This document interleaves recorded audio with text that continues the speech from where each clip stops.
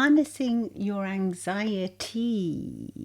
There's that song, isn't there? My anxiety Exactly, yes. watches me. Instead of watching you, your anxiety, what about if you watched your anxiety. And you could watch it from a different position, like almost as if you were some kind of an observer, a neutral observer, observing yourself. A fly on the wall. Yes, and all the actions that your anxiety, makes you take, or the actions that, you're like, how can I say? I'm lost for words at the moment. Help me. The anxiety. out, Instead of allowing the anxiety to take hold of you, Yeah. you grab the anxiety and take hold of it. Yeah, so you're So that harnessing you're it. harnessing it, and you're becoming powerful because of it, Wow. instead of in spite of it. Well done. Yeah, that is So you're powerful. using your anxiety as if it was energy to thrust you forward into Almost like a doing wild- and becoming what you want to do and become. Powerful beast, Yes. while you were doing that movement with your hands, you were like harnessing, like she was like holding her two hands, like she was holding, the horse's Muzzle. the muscle of The reins. I'm sort of like, can't. It's afternoon podcast, and I'm like, gone into some kind of nap mode. Anyway, yeah, like you're holding on to the reins, or like holding on to the reins on those dragons that you see in these, in these films, and Become powerful because of it. because of it, you can harness that dragon, which could be like your anxiety. You can fly with it, and imagine the power that'll give you. Exactly. Instead of feeling destroyed and upset and overwhelmed and awful because of your anxiety, you're harnessing your anxiety to use it to your advantage. And that's what we're going to be talking about in this week's episode of Get Real with the English Sisters. We are therapists, and we're here to help you. So, harnessing the power. I always see it as like those solar panels you have. Yes. So if Just you got lots of them actually for the if garden. just your anxiety, imagine your anxiety going into one of those and giving you energy instead of I love that. depriving you of energy. I love it's actually giving you energy to do things. To be able to see it at night. Yeah. Because we've installed them now in the garden on the little garden pathway, and it was always so dark there. Yeah. But now with these lovely little, they're not little, they're like lampposts, but they've got the solar energy on the top. Now at night we have energy, and we have the pathway is lit up so that we can just walk through it easily without falling over or anything. Oh yeah, that's good. That's good.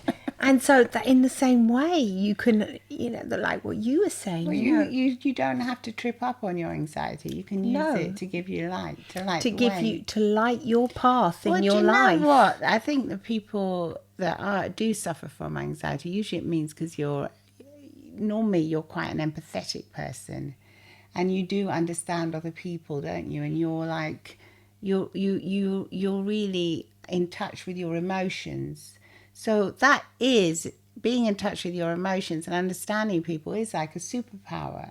So you can use that to your advantage instead of allowing your anxiety maybe to I don't know how it affects you, to be a curse, like or say, make you freeze. I'm cursed with anxiety. Yeah. No, it can be also seen as a blessing in this case. Yes. Because it can be a form of energy. If we think about it, a lot of these very creative people in the past, even people like Steve Jobs and that, they've all suffered from anxiety.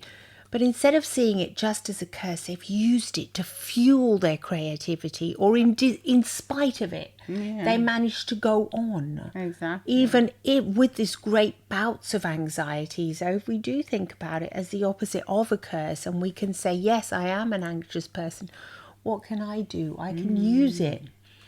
as you a form can of also- energy. Well, yeah, and so you can turn it around and say, okay, I'm feeling anxious about this, but I'm still going to do it, and I'm just going to do it maybe a bit slower. You might need to ask for help, Yes. but you can get through it and use it, and you can probably see things a bit different to what the people around you can see. You have a different perspective on life usually when you do suffer from anxiety. Yes. Which can help you. It can feel overwhelming, but it can also help you. Yes, and we do know this exactly. Yes, you are right. It can also And it can also encourage you to say, like, study or learn something new, because if you're anxious about something, someone that doesn't suffer from anxiety might just say, oh, I'm just going to go and do that anyway. But, yeah, I just wing it. yeah, wing it. But if you do, you might be more, you might have the eye to curate something, to feel that you're not quite competent at that, and then go and study a little bit more for it, and then you'll become, it becomes part of you, like almost like an unconscious competence, as to say, you become very competent at it at an unconscious level, where it's just easy for you to perform that task because you were anxious at the very beginning. Yeah. So sometimes, being anxious isn't necessarily... No, it's not necessarily a bad thing or something that you can't use to your advantage. Obviously, if you're super anxious, if you're really anxious and it's stopping you from doing things, then you do need to ask for help. Yes. But if it's a level of anxiety that's just making you, like, stopping you from doing what you want to do or being who you want to be, or like if you have social anxiety, it's stopping you from going out, you can also look... From traveling. Yeah, you can look at it in a different way and say, okay, it's going to give me energy now. And okay, maybe I'm not going to go to the Himalayas and walk up them, or go to Nepal, or go somewhere really exotic. But I can maybe take a trip. I can take a trip to Brighton, or which is a little seaside resort in England, or somewhere near you, and you can use it to your advantage. You can harness it and say, okay, I'm going to... Anxiety, I'm going to be your friend. I'm going to harness you. Yeah, I'm going to harness you, and I'm going to ride this wave, as to say, this wave. I think most of us are anxious about things. A lot of us manage to cover it up, and we just don't acknowledge it and don't say it. Yes, that's true. You just what's it called? Power through it. But I think the more powerful you are is when you can admit to it. Yeah, you can acknowledge it, and you can say, I'm actually feeling really quite anxious about that.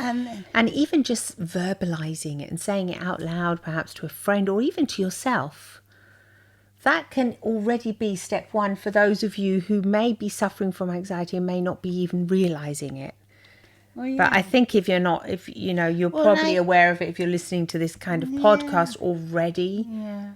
But, sometimes you can be feeling more anxious about something. And just something. know that it's normal as well. Yes. Like my husband, he's never normally said anything like this. Yesterday he was saying he didn't know where to park because he was going into Rome. He didn't know where to park. He didn't know what train to get. And he was getting quite worked up about it. And I said, you're sounding like me. Are you getting really anxious about this now? And then he started laughing and he goes, yeah, I suppose I am. I also get anxious about parking and driving into new areas where I don't know and I'm not confident about. That also gives me anxiety, but I acknowledge it and I say, I get anxious about that. And so what I do is I prepare. If I know I've got to drive somewhere which I don't know, I'll study the map. I'll look at it. I'll make sure I get help, with the Google Maps or with whatever app I'm using, and I'll be prepared. But I still do. I get anxiety from it, and I openly say it to everybody. Yeah, I think acknowledging it, because in the end he said he realised that it doesn't make me weaker. It was out of character for him because he doesn't normally do this or say it. You're right. So it was completely out of character. So it was curious to notice that he was actually getting more in touch with his own emotions. And probably because he's being more around you now. Probably, and he's spending more time with you now, isn't he? Yeah, he's learning to be more in touch with his emotions. You can harness your anxiety. You can make it become your friend. There's no reason why you can't. Is there? Well, I mean, totally your friend. Yes, Yeah, yes. because that's if you didn't That's a have good way of thinking about it if you as didn't well. have I mean, anxi- like the solar panels, yeah, yes. if you didn't have They're anxiety, definitely you have friendly. to think what would replace anxiety. Creativity, Yeah. which would be finding creative solutions to my problem or my what's making me anxious. That would be the solution would be creativity. So I'd want to harness more creativity than feeling anxiety. I'd want to feel more creative, which is what I do when I get anxious. I start thinking, what kind of creative solution can I find for this problem that's giving me anxiety? Sometimes I just get anxiety even at night.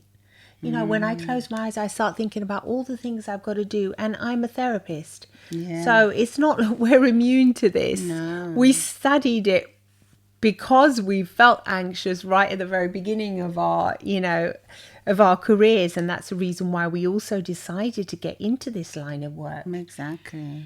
So, and that's very, very common. So I know when I experience anxiety sometimes at night because I start having recurring thoughts. I'll start saying Those dreaded thoughts. the dreaded thoughts. I'll start thinking, oh, tomorrow I've got to do that thing. And then I might find a creative solution for it. and then, okay, I found a creative solution for it. And then it'll come back up. So what I do in that case is I say, thank you. I try and relax, take a few deep breaths, say, thank you, brain. I found a creative solution now. I think I can let it go. Just let it go. And I take another few deep breaths and I do manage to let it go. What helps me is thinking about the sea waves and the rolling in and gentle rolling out of the waves. So like your happy place. I go back to my happy place and I focus a lot on that at night. On the waves rolling in and rolling back out, and I can imagine them and smell the sea smell and the sand on my feet, and that does actually help me. Doing kind of meditation there. Yes, I find that helps me once I've found the creative solution, because if I don't, then I'll find myself thinking about it. Sometimes there isn't a creative solution, so you really do have to say goodbye. Let to go. That thought and let go. Yes. And just say, okay, I'll deal with you in the morning. Yes. Yes, you have to let it go. You have to sleep on it, like yes. they say. Yes. You sleep on things, your unconscious mind often finds a solution for you. Yes. Without you having to do anything at all. That is very, very true. And how often has that happened? Well, I so don't many think times. The saying wouldn't exist if it didn't No, happen. it's That's why people say sleep on it. Don't make a decision now. Don't, just leave it for now, and and do something completely different. Distract your mind. Do something else. Watch a film or something that's going to take your mind off it. Obviously, don't watch a film that's going to be about your problem, because I've done that before and that hasn't worked. No. Watch something that's going to be light and airy and maybe funny if possible, to give you, that humour that helps. And then, tell your brain, if it keeps on, the questions keep on popping up. I would say put the thought into the solar panel and allow it to create energy for you for tomorrow. Excellent. And the solar panel, yes, I agree with that completely. Put the thought into the solar panel. Let it go in there as if it's like the brewing, sunshine. yes, sunshine, gathering this lovely energy that will then be able to shine a light in another moment of darkness for you. It will be able to lead the way. Well, exactly, because there is no light without dark, is there? The dark and the we need both of them. We do. So we do need. We need the moments of. We need the moments of anxiety, which also make you reflect. It makes you reflect on your life, and obviously, if you're like what we said before, if you're suffering from anxiety to the extent that you're having panic attacks and.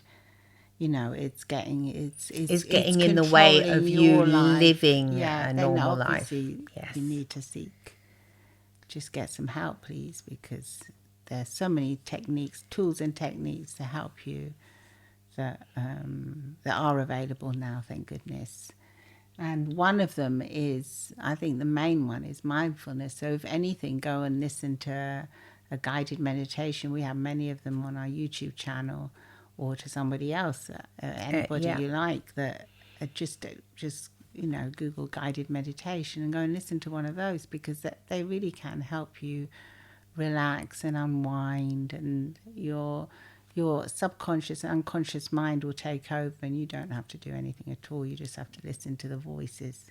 Exactly. So it's very relaxing. It's something that can really, really help. Incredibly, actually, yeah. So, as the song, they've harnessed the anxiety to make loads of money because it's the number one hit. Yes.